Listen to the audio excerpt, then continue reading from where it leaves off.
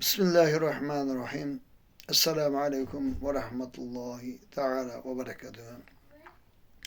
Podshoh el ichida hurmat va izzati baland bo'lgan bir zohidni mehmonga chaqirdi.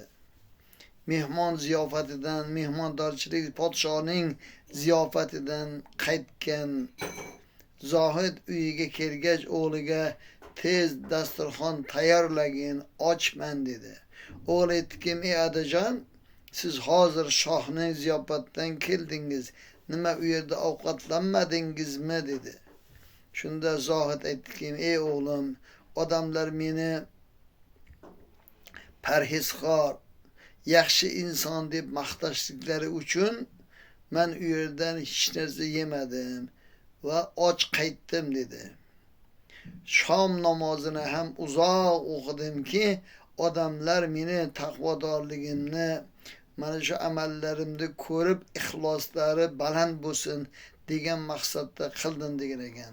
Shunda o'g'li aytgan ekanki, ey otajon, unda taomga qo'shib namozingizni ham qaytarib o'qing dedilar.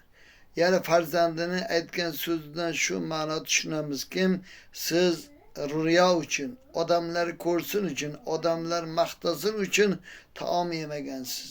Odamlar maqtasin, zohid taqvodor deb aytsin deb namozni ham cho'zib uzoq o'qigansiz. Bu qilgan ishingizni hammasi riyodir. Riyo amalni Alloh taolo qabul qilmaydi.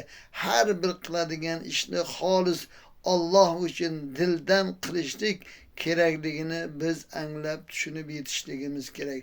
Nima amal qilsangiz Xudo uchun qiling, odamlar maqtasin, bu qilgan savob amallarimni olqishlasin, ulug' inson ekan, zo'r inson ekan deb maqtashliklarini istab, agar har qanday amalni qiladigan bo'lsangiz, riyo amalni Alloh taolo dargohida qabul etmaydi.